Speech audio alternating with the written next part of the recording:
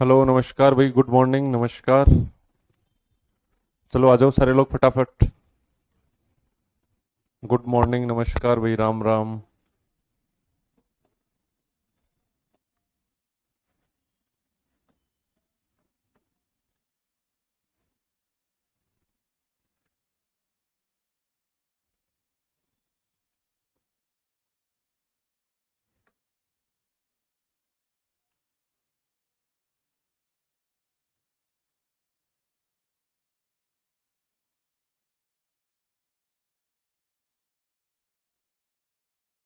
चलो भाई करें शुरू।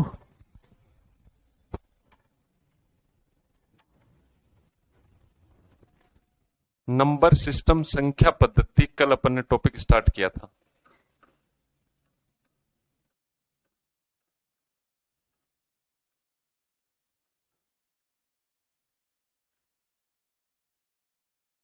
नंबर सिस्टम संख्या पद्धति।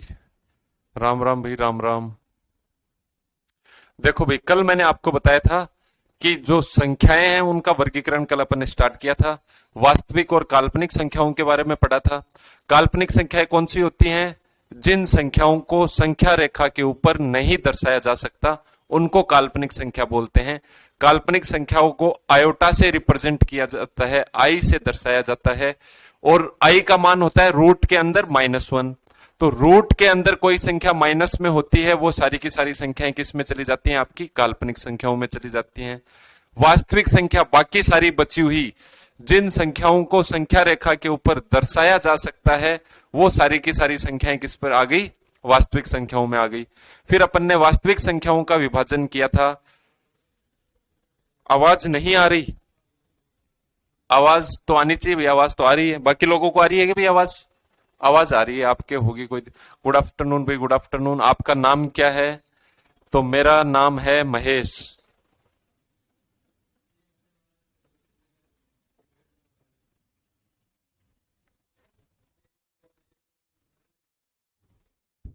तो वास्तविक संख्याओं का विभाजन, वो वर्गीकरण किया था। तो वास्तविक संख्याएं दो भागों में बांटी थी अपन ने। एक तो थी अपने पूर्णांक जिसको इंटीजर कहा जाता है, और दूसरी थी डेसिमल जिसको दशमलव कहा जाता है। तो इंटीजर और डेसिमल में, पूर्णांक और दशमलव में दो प्रकार विभाजन की गई थी। अब दशमलव वाली संख्याओं का वापस विभाजन किया था शांत और अशांत के अंदर। अशांत का वापस दो प्रकार से हुआ था, आवृत्ति और अनावृत्ति। और इन सब में अपन ने देखा था जिसको P बटे Q के रूप में लिखा जा सकता है वो तो आपकी हो गई थी परिमेय संख्याएं, और जिन संख्याओं को P बटे Q के रूप में नहीं लिखा जा सके उसको क्या बोलते हैं? अपरिमेय संख्या। बिल्कुल राकेश गोदारा, जीरो से ही चल रहे हैं भाई, बिल्कुल। मतलब जीरो से ही शुरू किया है टॉपिक मैंने, संख्याओं से एकदम स्टार्ट किया है। आवाज आ रही है तो बाकी सब कुछ ठीक है, एकदम जीरो से चल रहे हैं और जीरो से ही समझाऊंगा मैं आपको। अब ये संख्याएं, पहले तो संख्याओं के बारे में बताना जरूरी है, क्योंकि आपको मैं बीच बीच में कहीं पे अपन आगे बढ़ेंगे, कहीं पे सम संख्या बोलूंगा, कहीं पे विषम संख्या बोलूंगा, कहीं पे अभाज्य संख्या बोलूंगा, कहीं पे परिमेय संख्या बोलूंगा। तो इसके पहले मैं आपको बता तो दूं ये सारी संख्याएं क्या होती हैं। गणित तो उसके बाद शुरू करेंगे अपन, पहले तो संख्याओं के बारे में ही बताया जा रहा है आपको। तो देखो भाई, परिमेय और अपरिमेय संख्याएं मैंने कल आपको बता दी थी, अच्छे से आपको डेफिनेशन लिखा दी थी। अब सवाल दे रहा हूं मैं कि निम्नलिखित में से परिमेय संख्या कौन सी है या अपरिमेय संख्या कौन सी है। अब ये सवाल है, सवाल में क्या है कि चार संख्याएं, चार ऑप्शन दे रहा हूं मैं, ए, बी, सी और डी। थोड़ा इधर लिख देते हैं और इसको पहले अपन समझेंगे अच्छे से। सवाल है, क्वेश्चन है आपका, और इसमें मैं चार ऑप्शन दे रहा हूं, ए, बी, सी और डी। इसके अंदर जैसे आपकी संख्याएं क्या आ गई? रूट है, रूट के अंदर मैंने कल आपके लिखा था, मान लो 32 दे रखा है, तो रूट के अंदर मैंने 32 लिख दिया। फिर यहां पे मैंने रूट के अंदर 32 है इसकी घात 3 दे दी। फिर मैंने रूट के अंदर 32 है इसकी घात 4 दे दी, और रूट के अंदर 32 है इसकी घात मैंने 5 दे दी। और इनमें से मैं पूछ रहा हूं आपको कि परिमेय संख्या कौन सी है। निम्नलिखित में से परिमेय संख्या कौन सी है? परिमेय संख्या बतानी है आपको। रेशनल नंबर कौन सा है इनमें से वो बताना है आपको। ये आपका सवाल है। परिभाषा आपसे पेपर में नहीं पूछी जाती है, परिभाषा। हाँ भाई, शिव सागर ले दिया आपका नाम। अब ये आपके सामने चार ऑप्शन दे रखे हैं ए बी सी डी, और इसके अंदर रूट के अंदर संख्याएं दे रखी हैं। इनमें से बताना है कौन सी संख्या परिमेय संख्या है। तो परिमेय संख्या है उसका मैंने आपको कल एक परिभाषा लिखवाई थी कि जिस संख्या को रूट से बाहर निकाला जा सके वो परिमेय संख्या होती है, और जिसको रूट से बाहर नहीं निकाला जा सके वो अपरिमेय संख्या होती है। तो परिमेय और अपरिमेय की कल मैंने आपको परिभाषा बताई थी। सी ऑप्शन आ रहा है सभी का? सी सभी का तो नहीं है, अंकित का है सी भाई। और बताओ आप लोगों में से कौन बताएगा, फटाफट बताओ इनमें से कौन सी परिमेय संख्या है, और फिर मैं इसको पूरा एकदम डिटेल में अच्छे से एक्सप्लेन करके आपको बताता हूं। तो परिमेय संख्या तक पहुंचने से पहले थोड़ा सा इस तरफ आ जाओ। यहां पे मैं कह रहा हूं ये जो साइन है, ये साइन जैसे वर्गमूल का साइन है जिसको रूट बोलते हैं, रूट का साइन है, ये साइन है, इसको कैसे हटाया जा सकता है? इसका मतलब क्या होता है रूट का? देखो भाई, रूट का मतलब थोड़ा सा है कि जैसे मैं कहूं 2 का वर्ग क्या होगा, आप कहोगे सर 2 का वर्ग मतलब घात 2 है, 2 को 2 से गुणा करना है, या 2 को 2 बार लिख दो और इसको आपस में गुणा कर दो तो ये 2 का वर्ग हो गया, और 2 दूनी 4, तो 2 का वर्ग होता है 4। ऐसे ही मैं कह दूं 2 की घात 3 है, इसका मान बताओ, तो 2 3 बार दिया हुआ है, तो 2 को आप 3 बार लिख दोगे और इसको गुणा करोगे तो कहोगे 2 की घात 3 8 होता है। वैसे ही मैं लिख दूं 2 की घात 4, तो 2 की घात 4, 2 को 4 बार लिख दोगे, गुणा करोगे 16 आएगा। 2 की घात 5 कितना आ जाएगा? 32 आ जाएगा। तो ऐसे ये घातें चलती रहती हैं। तो जो घात 2 बार होती है उसको बोला जाता है वर्ग। तो जैसे 2 का वर्ग आपने किया 4, अब यहां पे अपने पास एक वर्ग संख्या आ गई है, क्या आ गई? 4। मैं कहूं इसका वर्गमूल बताओ क्या होगा? ये साइन किसका होता है? वर्गमूल का। इसका वर्गमूल बताओ क्या होगा? तो यदि ये सीधा आपका साइन लगा दिया, यहां पे कुछ नहीं लगा हुआ, तो इसको मान के चलो यहां पे घात के अंदर ये करनी बोलते हैं इसको, करनी में 2 बैठा है। कौन बैठा है करनी में? 2। यदि सीधा साइन है और इसके यहां पे मैं दे दूं 5 है, तो आप कहोगे करनी में 5 बैठा है, लेकिन मैंने सीधा ही साइन लगा दिया, इसका मतलब यहां पे कोई कुछ बोल नहीं रहा, तो इसका मतलब 2 बैठा है यहां। तो करनी में 2 बैठा है, ये वर्गमूल का साइन होता है। ये कहता है इस रूट के साइन के अंदर जो संख्या है उसके आप जोड़े बनाओ, उसके टुकड़े करो, 4 के टुकड़े करोगे 2 गुणा 2, 2 संख्याओं का जोड़ा बनाकर आप एक संख्या को बाहर निकाल सकते हो। जैसे यहां पे 2 संख्याओं का आपने जोड़ा बनाया, 2 दूनी 4, 2 गुणा 2, 2 अंकों का जोड़ा बनाओ तो ये रूट से बाहर निकल जाती है, क्योंकि ये सीधा रूट का साइन है तो यहां 2 बैठा है, तो 2 ये कह रहा है 2 का जोड़ा बनाओ और बाहर निकाल लो।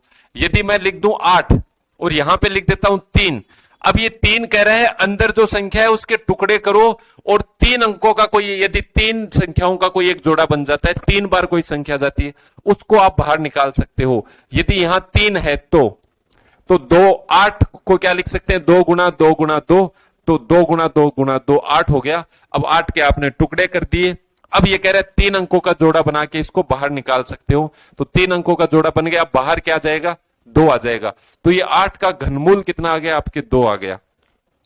ऐसे ही यहां पे कोई संख्या है 16 और यहां पे 4 लिख दे, तो ये कह रहा है ये जो अंदर संख्या है इसके टुकड़े करो, तो 2 आपने टुकड़े कर दिए संख्या के, 4 बार 2 लिख दिया तो 16 आ जाएगा। और यहां पे 4 है तो ये कह रहा है 4 अंकों का जोड़ा बनाओ, फिर आपकी ये संख्या बाहर निकलेगी। तो अब ये है यहां पे करनी में 4 बैठा है, तो इसका मान क्या है? 2 है। अब ये थोड़ी चीज आप समझे होगे। अब ये रूट का साइन होता है, तो रूट का साइन जैसे आपका ये है, तो ये रूट का साइन है, तो इस साइन को यदि आपको हटाना हो तो आप ये छोटा ब्रैकेट लगा के, जैसे मैं कहूं यहां पे x है, अंदर कोई भी संख्या हो सकती है x, तो आप इसको ऐसे लिख सकते हो कि ये ब्रैकेट और अंदर तो x रहेगा ही आपका, और इसकी घात 1/2 लिख सकते हो। घात 1/2 इसलिए लिखा क्योंकि रूट का साइन है, तो यहां करनी में कौन बैठा है? 2 बैठा है। ऐसे ही ये रूट का साइन लगा हुआ है, यहां पे यदि 3 है और अंदर x है, तो आप x है और इसकी घात 1/3 इसको ऐसे भी लिख सकते हो आप। यदि यहां पे अंदर x है और यहां पे 5 है, तो आप x की घात 1/5 लिख सकते हो। अब x की जगह यदि कोई संख्या आ जाती है, जैसे x की जगह आपने लिख दिया 27, x की जगह आपने लिख दिया 27, यहां पे घात 3 है, तो आप क्या करोगे कि ये 27 है और इसकी घात 1/3 कर दोगे। अब 27 क्या होता है, 3 की घात 3 होता है, तो 27 को आपने 3 की घात 3 लिख दिया, और यहां घात में आपका 1/2 है। ये ब्रैकेट का साइन आता है तो ये ब्रैकेट हटता है तो बीच में गुणा आ जाता है, तो घात 3 था, ब्रैकेट हटा, गुणा आ गया, और गुणा में 1/3 दे रखा है, 3 से 3 काट दोगे तो 3 आ जाएगा। तो 27 का घनमूल क्या आता है, 3। इसको आप ऐसे सोल्व करके भी निकाल सकते हो, या फिर आपको पता है कि यदि करनी में 3 बैठा है तो 27 के टुकड़े करो, 3 गुणा 3 गुणा 3, 3 संख्याओं का जोड़ा बनाओ और उसको बाहर निकालो, तो ऐसे भी आप 3 इसकी वैल्यू निकाल सकते हो। रूट का मतलब पता लग रहा है आपको धीरे धीरे थोड़ा। अब ऐसे ही देखो, यहां पे ये सवाल है अपने पास,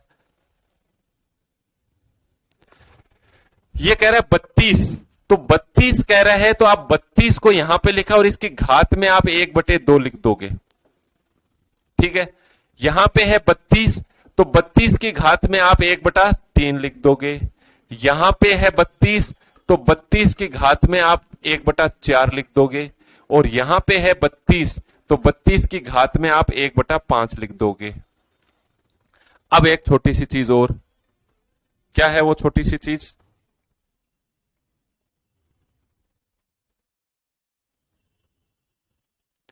ये तो अपन ने, ये रूट का साइन क्या होता है उसको कैसे सोल्व करते हैं ये बताया मैंने आपको। अब मैं यहां पे एक चीज और लिखने वाला हूं,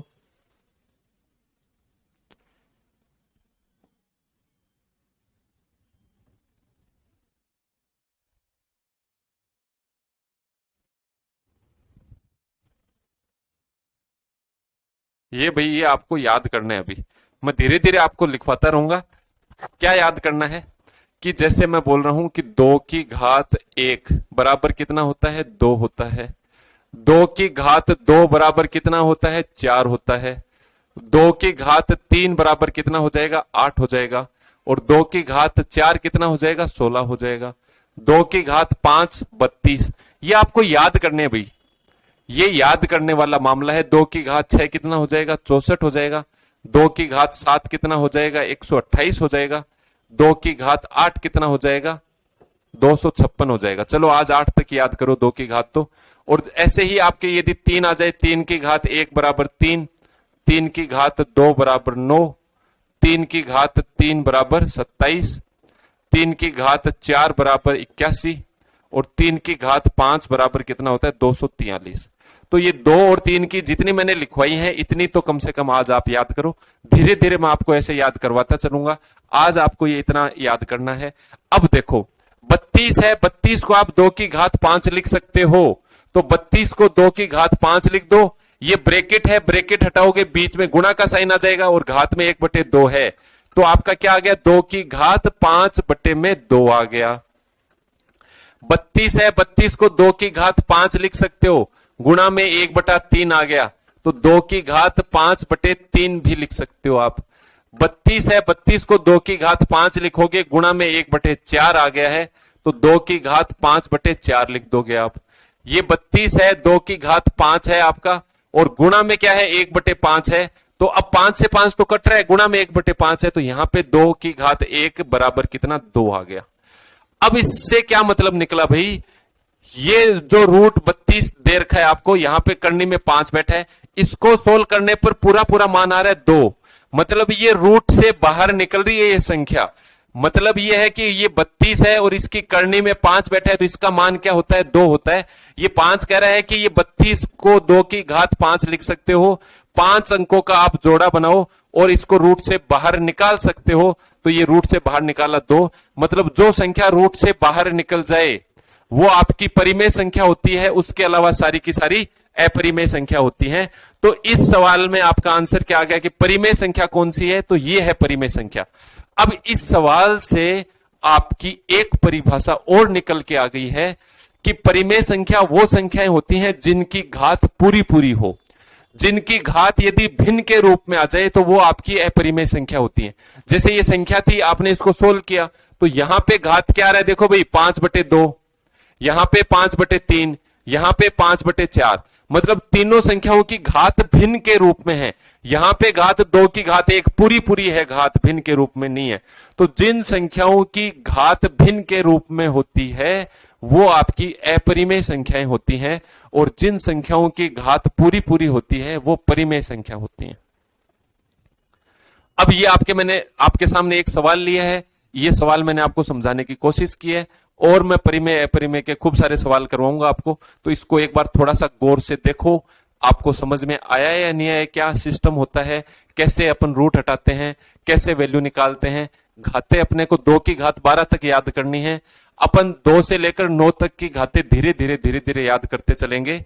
तो याद तो आपको करनी पड़ेगी, पर मैं कोशिश कर सकता हूं आपको क्लास में लिखा के, और 1-2 बार अपन बोलेंगे, बीच बीच में बोलता रहूं, तो आपको याद करनी तो आपको ही है। मैं सिर्फ आपको लिखवा सकता हूं, बता सकता हूं ये याद करनी है, और थोड़ा बहुत क्लास में याद भी करवा सकते हैं, पर बाकी रटना है, रटने वाला काम तो आपको ही करना पड़ेगा भाई।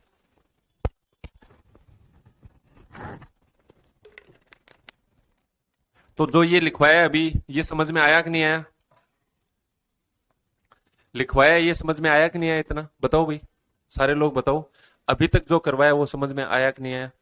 किसी का आंसर सी आ रहा था, किसी का आंसर 2 आ रहा था, डी किसी का नहीं आया, लेकिन इसका करेक्ट आंसर, सही आंसर क्या था? डी था।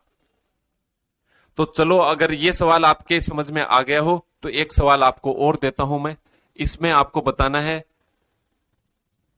परिमेय संख्या कौन सी है। निम्नलिखित में से परिमेय संख्या कौन सी है? सवाल आपको पेपर में भी ऐसा ही आएगा, निम्नलिखित में से परिमेय संख्या कौन सी है? निम्नलिखित में से परिमेय संख्या कौन सी है? ये वैसे देखा जाए ना तो ये बड़ा मुश्किल टॉपिक है, ये परिमेय संख्या कौन सी है। और जिस बच्चे को ये टॉपिक समझ में आ रहा है ना, उसका मतलब उसको गणित आगे पूरी समझ में आ जाएगी। अगर मेरे से ये टॉपिक समझ में आ गया आपको, क्योंकि मुश्किल है परिमेय अपरिमेय, इसको समझाना बताना, आप जिसको नहीं आता उसके समझ में आना भी मुश्किल है ये। यदि ये आपके समझ में आ गया तो फिर आपको आगे गणित में मजा आने वाला है फिर। तो मैं तो सबसे पहले जो सबसे मुश्किल है वही लिया मैंने, तो रेशनल इरेशनल नंबर, ये बच्चों का सबसे ज्यादा गलत होता है। रिपीट कर दें, रिपीट कर देंगे, सवाल ही रिपीट कर रहा हूं मैं, वैसा दूसरा सवाल ले रहा हूं, सवाल से ही आपको वापिस समझाता हूं। 4 ऑप्शन दे रहा हूं वापिस, ए बी सी और डी, और इनमें से बताना है परिमेय संख्या कौन सी है। ये लो आपका रहा पहला सवाल 8, ये रहा दूसरा 16, ये रहा 32, और ये रहा आपका 64। बताओ इनमें से परिमेय संख्या कौन सी है?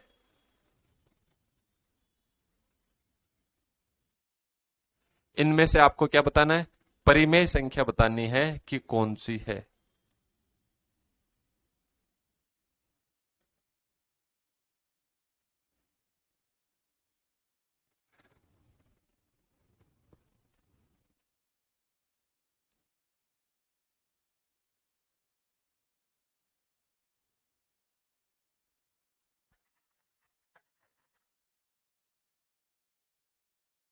फटाफट बताओ भाई, आंसर सभी का आना चाहिए, चाहे गलत हो चाहे सही हो।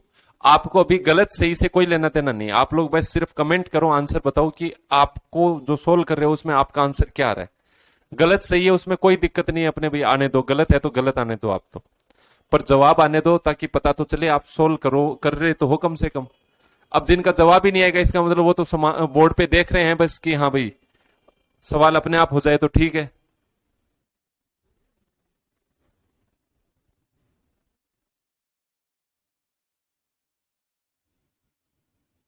डी आ रहा है, बी आ रहा है,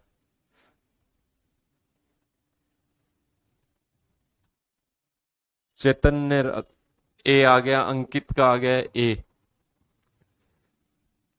चैतन्य राज का आ रहा है डी, बहरोडाला का आ रहा है बी, सुनील का आया है बी, राकेश का आया डी, अंकित का आया ए, शिव बोल रहे हैं सर एक बार और बताएंगे बिल्कुल, योगेश का आया है बी और डी दोनों, आंसर तो एक ही होगा। अच्छा बी और डी दोनों हो सकते हैं क्या? चलो ठीक है, वो भी देख लेंगे।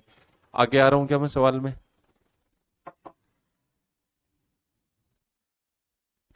सुनील का आया है बी, राकेश चौधरी का आया है, राकेश चौधरी अच्छा ही आया है उसका कि अच्छा, सुनील का आया है बी, अजय मीणा का आया है हाय। चलो ठीक है भाई, अब मैं बताता हूं आपको इसको कैसे सोल्व करेंगे। रूट को सोल्व करने का तरीका तो अभी मैंने आपको बताया। जैसे रूट कैसे हटेगा, ये 8 है, ये छोटा ब्रैकेट लगाया। यदि ये रूट में करनी में कुछ भी नहीं दे रखा, जैसे यहां पे कुछ नहीं है तो इसका मतलब 2 है, यहां पे भी कुछ नहीं है मतलब 2, यहां पे भी कुछ नहीं मतलब 2, यहां पे आपको 4 पहले से दे रखा है, तो ये रूट का साइन हटाया तो घात में 1/2 आ गया इसके। तो ये 16 है, इसका आपने रूट का साइन हटाया तो घात में 1/2 वापिस आ गया।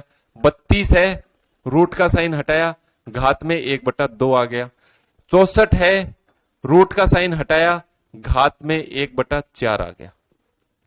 अब देखो भाई 8 है, 8 को क्या लिख सकते हो, अभी मैंने बताया 2 की घात 3 लिख सकते हैं 8 को, ब्रैकेट लगा हुआ है, घात में 1/2 है, रहने दो।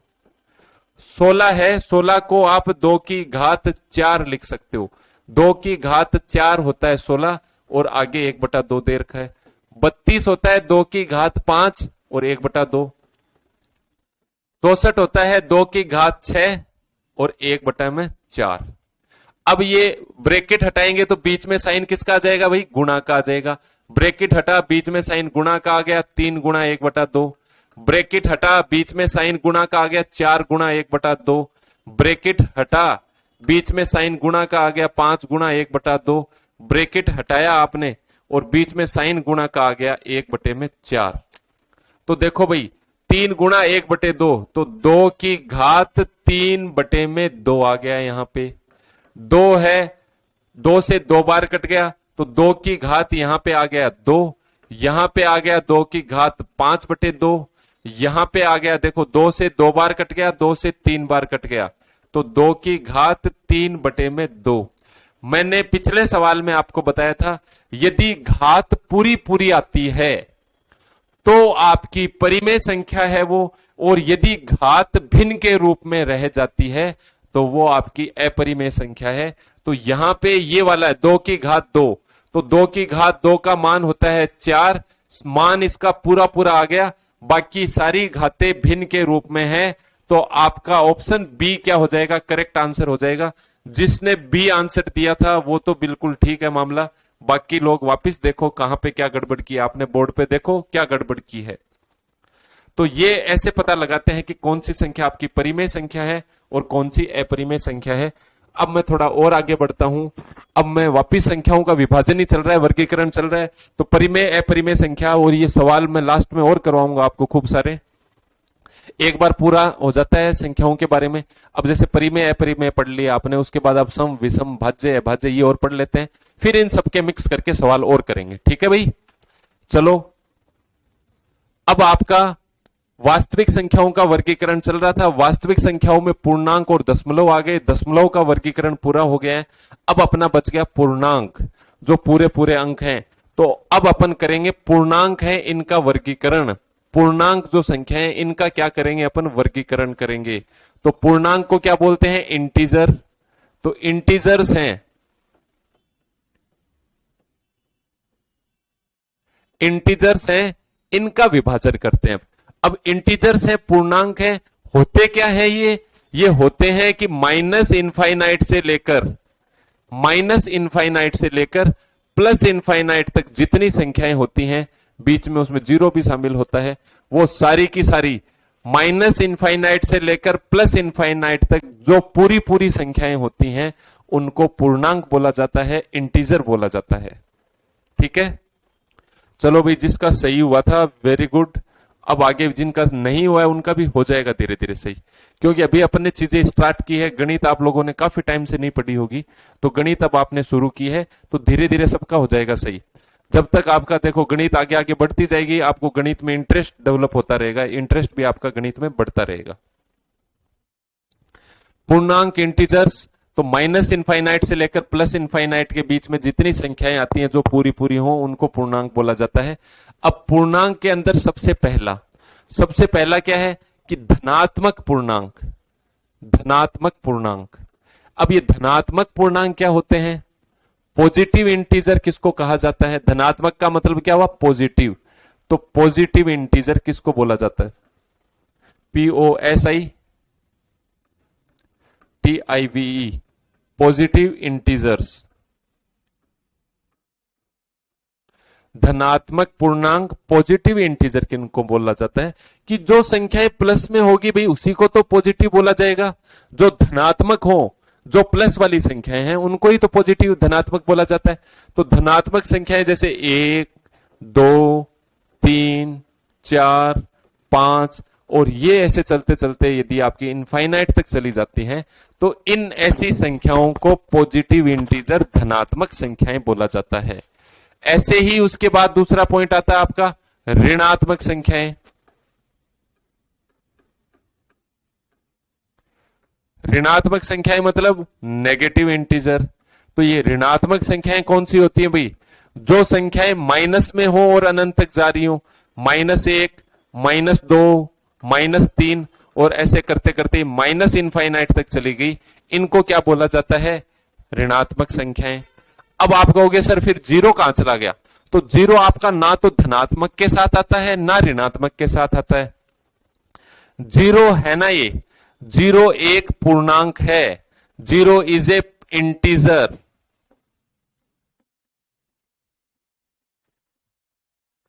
जीरो एक पूर्णांक है, वो ना तो धनात्मक है ना ऋणात्मक है। जीरो एक क्या है? आपका पूर्णांक की कैटेगरी में आता है। जीरो एक पूरा पूरा अंक है, पूर्णांक है, ना तो ये धनात्मक है ना ही ऋणात्मक है। तो ये लाइन भी आपको ध्यान रखनी है। जीरो एक पूर्णांक है, ये ना तो धनात्मक है ना ही ऋणात्मक है। ये ना तो धनात्मक है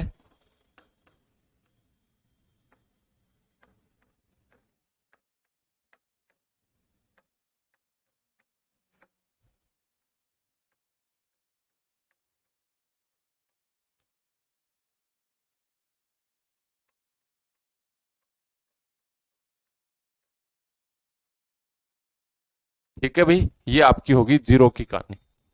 उसके बाद थोड़ा सा और आगे बढ़ते हैं अपन। उसके बाद आता है आपका, अब देखो मैं लिखूं उस पर गौर करना, गैर धनात्मक संख्याएं।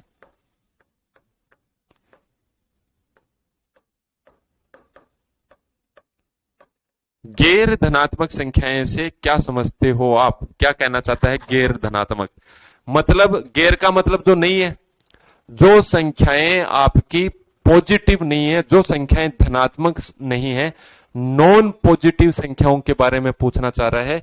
तो आप कहोगे सर जो संख्याएं धनात्मक नहीं है, नहीं है का मतलब सर माइनस वाली संख्याएं, -1, -2, -3, ये आपकी धनात्मक नहीं है सर, माइनस इनफाइनाइट तक। मैं कहूंगा बिल्कुल सही कह रहे हो आप लोग।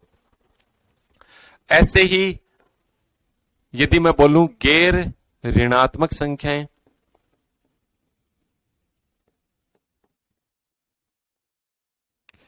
गैर ऋणात्मक संख्याएं, तो आप कहोगे सर जो संख्याएं ऋणात्मक ना हो, जो संख्याएं नेगेटिव वाली ना हो, तो आप कहोगे सर 1, 2, 3, 4 और ये प्लस इनफाइनाइट तक जा रही हैं, ये सारी की सारी संख्याएं आपकी गैर क्या है? ऋणात्मक हैं। तो ठीक है भाई। अब मैं कहूंगा भाई ये जब माइनस और माइनस से इनफाइनाइट तक जा रही हैं, +1 से प्लस इनफाइनाइट तक जा रही हैं, तो इसमें और इसमें अंतर क्या हुआ? इसके नाम क्यों बदले फिर आपने? वहां तो कह रहे हो धनात्मक, यहां कह रहे हो गैर ऋणात्मक, वहां कह रहे हो ऋणात्मक, यहां कह रहे हो गैर धनात्मक, तो आप एक जगह ही लिख देते ना। तो फिर मैं आपको कहूंगा कि भाई आप तो कह रहे हो, लेकिन ये कहां गए भाई? ये जो बैठे हैं इनको आपने कहीं शामिल नहीं किया। अब मैं कह रहा हूं कि ये धनात्मक नहीं है, तो धनात्मक नहीं है तो ये वाली संख्या धनात्मक नहीं है, और जीरो भी तो धनात्मक नहीं है आपका, क्योंकि जीरो ना तो धनात्मक में ना ऋणात्मक में। तो जीरो कहां आएगा? यहां पे आएगा, किसमें? गैर धनात्मक संख्याओं में। मैं कह रहा हूं गैर ऋणात्मक बताओ, तो कहोगे सर जीरो तो ना धनात्मक है ना ऋणात्मक है। तो आप पूछ रहे हो जो संख्याएं ऋणात्मक नहीं है, तो मैं कहूंगा सर जीरो ऋणात्मक नहीं है, 1, 2, 3, 4 ये भी आपकी ऋणात्मक नहीं है।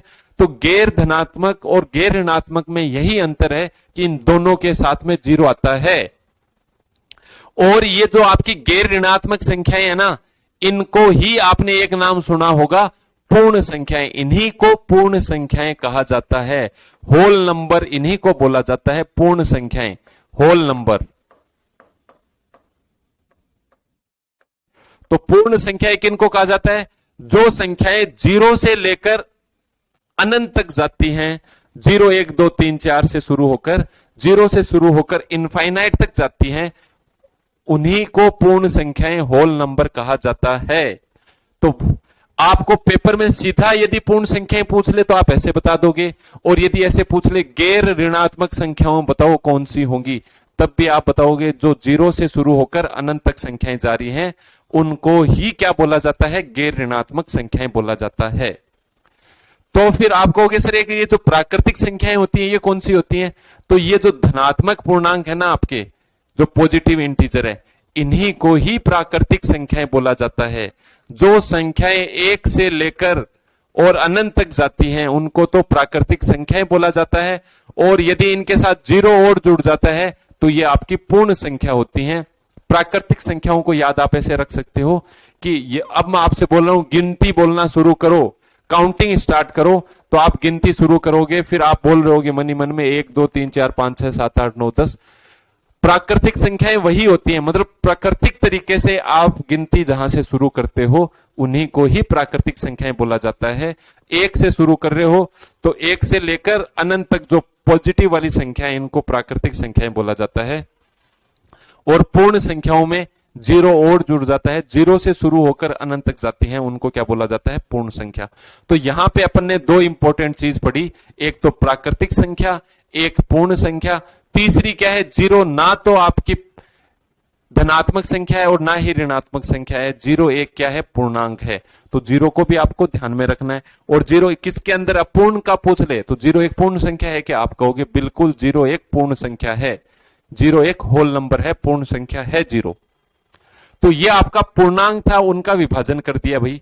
अब पूर्णांक के अंदर अपन विभाजन करेंगे, प्राकृतिक संख्याओं का धनात्मक पूर्णांकों का विभाजन करेंगे।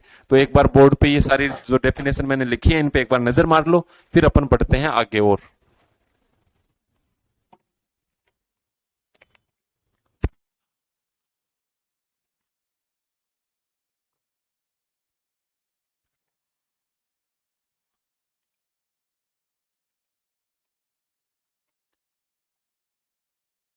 तो चलें आगे। चलो तो भाई अब ये आगे अपना विभाजन किसका होगा, प्राकृतिक संख्याओं का विभाजन,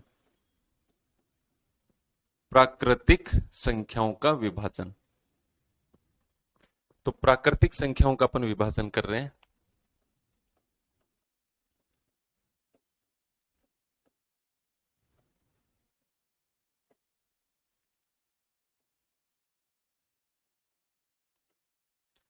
अब इन प्राकृतिक संख्याओं में कौन कौन सी आ जाती हैं, तो प्राकृतिक संख्याओं में जो जो संख्याएं आती हैं इनका नाम आपने सुन रखा है। तो सबसे पहली आपके आती है प्राकृतिक संख्याओं के विभाजन में सम संख्या। सबसे पहले क्या आती है, सम संख्या। सम संख्या या इसको क्या बोलते हैं, इवन नंबर। क्या बोला जाता है, इवन नंबर।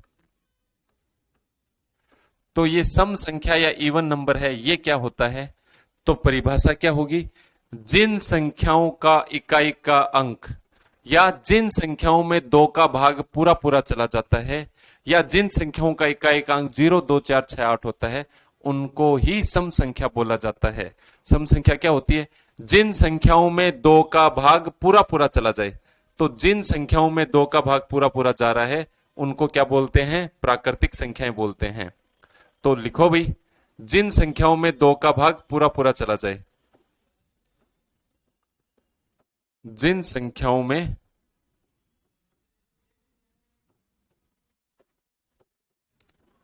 2 का भाग पूरा पूरा चला जाए,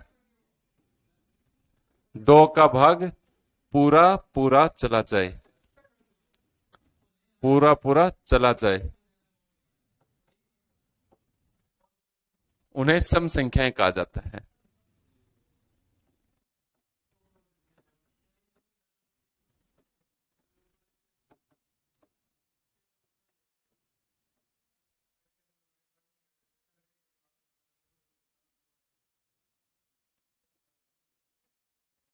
ठीक है भाई, ये हो गई आपकी सम संख्याएं। एग्जाम्पल, तो एग्जाम्पल तो आप अपनी मर्जी से कुछ भी लिख सकते हो। एग्जाम्पल 2 4 6 8 10 20 30, 44, 156, मतलब जिन संख्याओं में 2 का भाग जा रहा है उन्हीं को सम संख्याएं कहा जाता है। इसके बाद आपका नंबर आता है विषम संख्याओं का।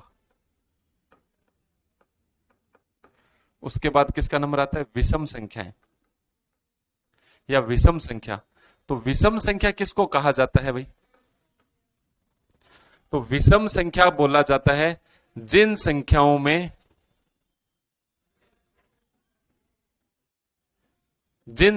में 2 का भाग नहीं जाए, या जिन संख्याओं में 2 का भाग पूरा पूरा नहीं जाता।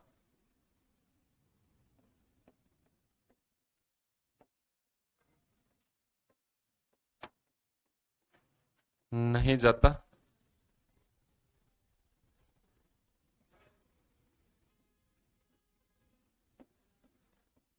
उन्हें सम संख्याएं कहा जाता है।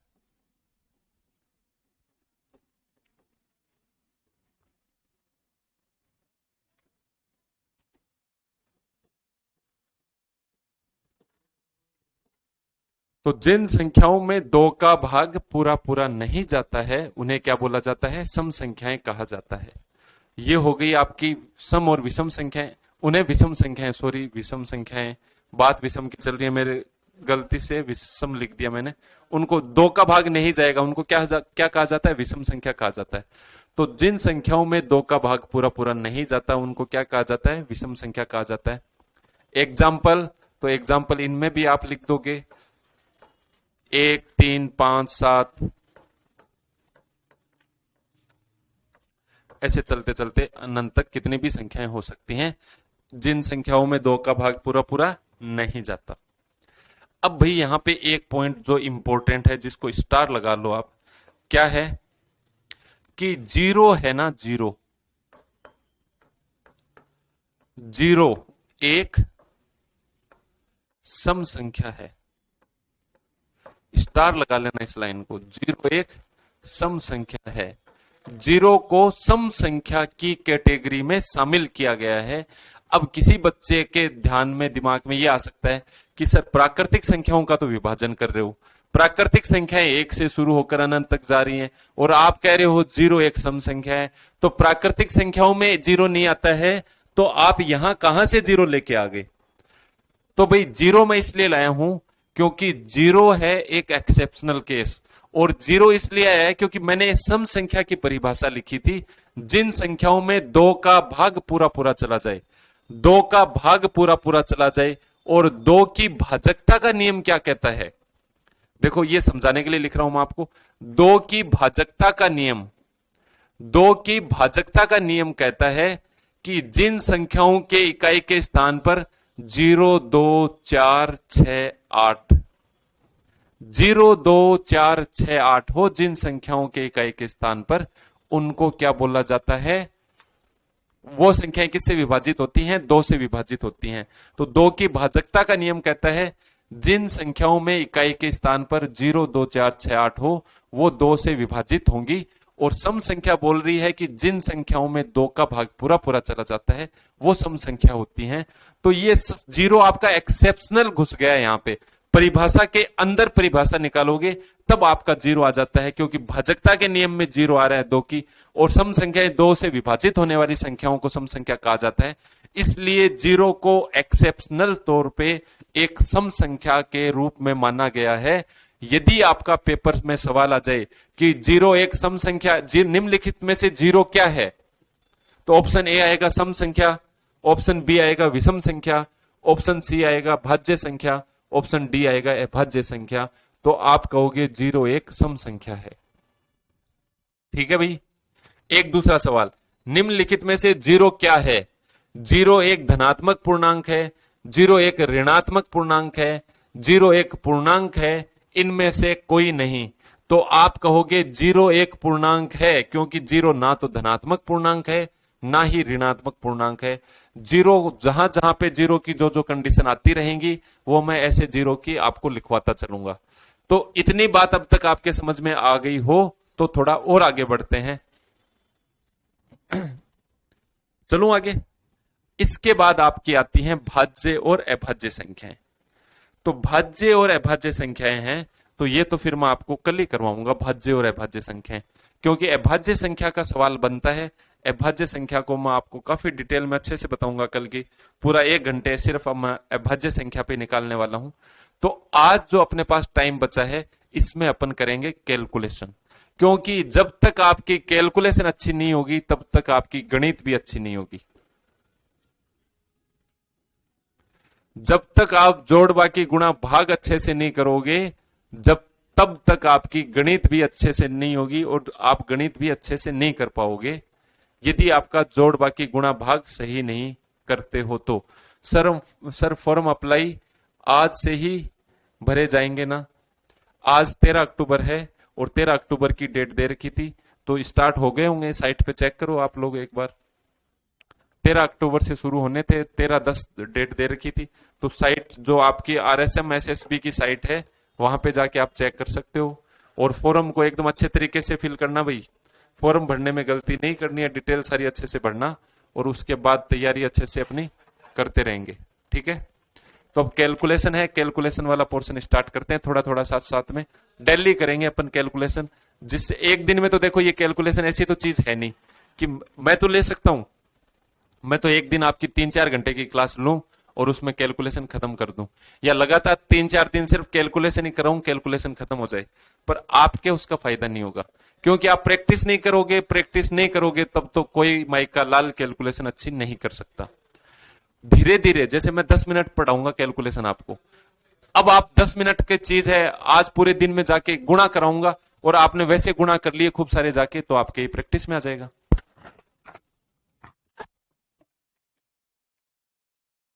तो ये कैलकुलेशन वाला पोर्शन है। कैलकुलेशन में अपन आज करेंगे गुणा, मल्टीप्लिकेशन, गुणा से शुरू करेंगे अपन। अब देखो गुणा है, कोई भी दो संख्याओं को दो संख्याओं से गुणा करेंगे। जैसे देखो सबसे पहले ये अभी मैं करवा रहा हूं, ये चीज तो हो सकता है आपको आती हो, मैं आपके सामने कुछ संख्याएं लिख रहा हूं और आप उन पे गौर करना। जैसे सबसे पहले मैं कुछ संख्याएं लिखता हूं, 15 गुणा 15, 15 को 15 से गुणा करना हो, 35 गुणा 35, 16 गुणा 14, 22 गुणा 28, 22 गुणा 28, 34 गुणा 36, 55 गुणा 55। अब ये मैंने आपके सामने कुछ संख्याएं लिखी हैं, इनको अपने को सिर्फ गुणा करना है कि 22 को 28 से गुणा करो, 35 को 35 से गुणा करो। अब इनके अंदर धीरे धीरे कुछ रूल आपके शामिल हो जाएंगे कि यदि संख्या दिखने में ऐसी हो तो उसका गुणा ऐसे किया जाएगा। 1 बाय 1 मैं आपको धीरे धीरे आराम आराम से करवाऊंगा, जल्दीबाजी मेरे तो कुछ है नहीं, और आप में यदि किसी की जल्दीबाजी होगी सर फटाफट करवाओ तो बता देना, मैं फटाफट भी करवा दूंगा, ठीक है। अब इन सब में देखो क्या समानता है कि भाई देखो कोई भी संख्या, जैसे मैं लिखूं 1 2 3 4, तो इस संख्या का इकाई का अंक कौन सा होता है? तो जो राइट साइड से दाईं ओर से जो पहला अंक होता है उसको ही इकाई का अंक, यूनिट डिजिट बोला जाता है। इकाई का अंक कौन सा हो गया यहाँ पे? ये 4 इकाई का अंक हो गया। संख्या की गिनती तो आप शुरू करते हो, इकाई, दहाई, सैकड़ा, हजार, 10,000, लाख, 10 लाख, करोड़, 10 करोड़, अरब, 10 अरब, संख, 10 संख, ऐसे चलते चलते चलते चलते संख्याओं की गिनती की जाती है। तो इसमें इकाई का अंक कहूंगा तो इसमें 5 है, इसमें भी 5 है, इसमें 5, इसमें भी 5, इसमें 6, इसमें 4, इसमें 2, इसमें 8, 6, 4, 5, 5। तो इकाई के अंक अब आपको पता चल गए। तो पहली लाइन में बोल रहा हूं इकाई के अंकों का योग 10 होना चाहिए। तो देखो इकाई के अंकों का योग क्या है? 10, 5 और 5 10, 5 और 5 10, 6 और 4 10, 8 और 2 10, 6 और 4 10, 5 और 5 10, आप यहां पे ले लो 63 और 67। तो इकाई के अंकों का योग कितना है? 6 और 7 और 3 10। इकाई के अंकों का योग 10 होना चाहिए। संडे को अवकाश रहेगा भी बिल्कुल। इकाई के अंकों का योग कितना होना चाहिए? 10 होना चाहिए। तो इकाई के अंकों का योग 10 है।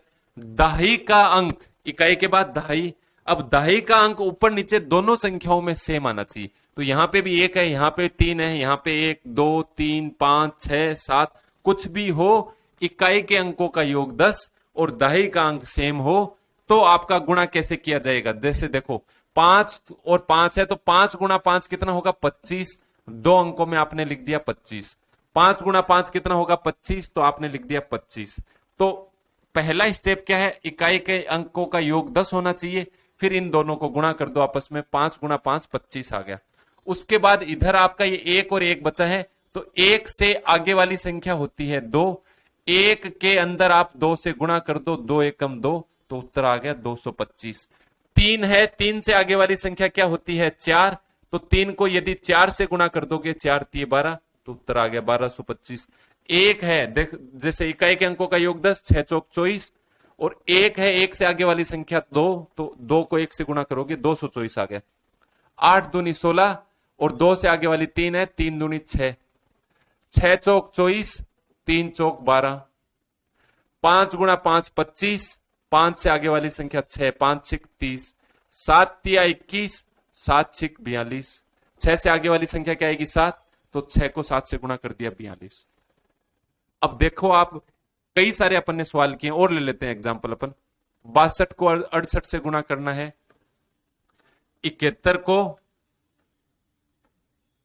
82 को 88 से कर दो, 93 को 97 से कर दो। पहली कंडीशन अपनी क्या है कि जो इकाई के अंकों का योग 10 होना चाहिए, 10 है, दहाई के अंक ऊपर नीचे सेम है, तो 8 दूनी 16, दो अंकों में आपने लिख दिया यहां पे 16। 6 से आगे वाली संख्या क्या है? 7, तो 6 गुणा 7 कितना हो गया? 42, तो 42 से 16 उत्तर आ गया। 9 गुणा 1 9 होता है, दो अंकों में लिखना है आपको, 0 9 लिख दिया आपने, दो अंकों के अंदर लिखना है। 7 से आगे वाली संख्या होती है 8, 7 8 कितना आ गया? 56। 8 गुणा 2 कितना आ गया? 16, 8 से आगे वाली संख्या 9, 9 8 72। 7 और 3 10 होता है, 7 तिया 21, 9 से आगे वाली संख्या 10, 9 गुणा 10 90, 9 गुणा 10 कितना होता है? 90 होता है, तो यहां पे लिख दो आप 90, तो आंसर कितना आ गया? 90 21। तो ये आज आपका मल्टीप्लीकेशन गुणा का पहला रूल था। जो रूल क्या है? दो अंकों की संख्या को दो अंकों की संख्या से गुणा करना है, इकाई के अंकों का योग 10 होना चाहिए, दहाई का अंक ऊपर नीचे सेम होना चाहिए। हेलो सर, कितना जाता है? हम यूपी से हैं, कट ऑफ कितना जाता है? शिव सागर, हम यूपी से हैं, कट ऑफ, ये केट ऑफ, कट ऑफ ही बोल रहे होगे आप लोग, शिव सागर। तो कट ऑफ शिव जी, ये आपका पहली बार वैकेंसी निकली है पशु परिचारक की, और फर्स्ट टाइम राजस्थान में ऐसी वैकेंसी निकली है, तो अपन बता ही नहीं सकते फिर कट ऑफ। कोई कट ऑफ बता रहा है तो वो ही बता सकते हैं, अपन नहीं बता सकते। एटलीस्ट हम तो नहीं बता सकते, क्योंकि पहली वैकेंसी है, पहली बार ही वैकेंसी आई है आपकी, और अच्छी खासी इसके अंदर सीटें हैं। तो इसको आप अच्छे से पढ़ाई करो, अच्छे से तैयारी करो। कट ऑफ जितनी भी चली जाए, बाकी एग्जाम के से कंपेयर करके आप देख लो, कंपटीशन तो खूब रहेगा, सारे लोग कूद गए इसमें। ऐसे मत सोचना आप ही हो, खूब सारे लोग इसमें कूद गए हैं, तो सारे लोग आ गए तो कंपटीशन तो बढ़ेगा। आप अच्छे से पढ़ते रहो, जैसे जैसे आपको पढ़ाया जाए। पेपर आप जब, यदि आपको जो क्लास में करवा रहे हैं उतना अच्छे से कर लिया, तो पेपर में जाके आप खुश होगे कि आपने जो पढ़ा था उसमें से ही आ रहा है। यदि अच्छे से पढ़ते गए, कमेंट्स नहीं देख रहे हैं, कमेंट्स देख तो रहे हैं भाई, ऊपर नीचे हो जाते हैं फिर। डीके मीणा, अजय मीणा, क्या नाम था?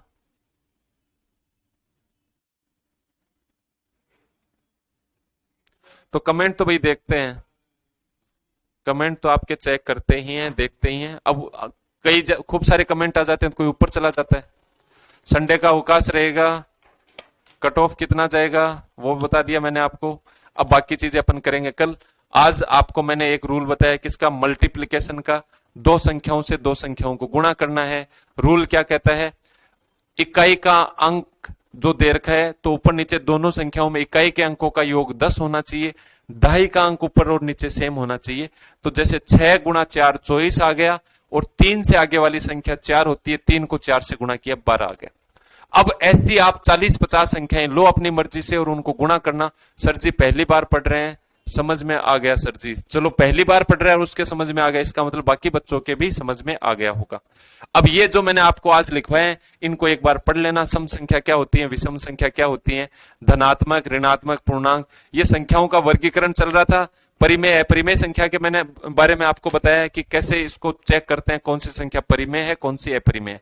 तो बाकी अपन पढ़ेंगे कल की क्लास में, और जब तक आप करो ये रिवाइज। ठीक है भाई, चलो ओके, मिलते हैं कल की क्लास में आपसे।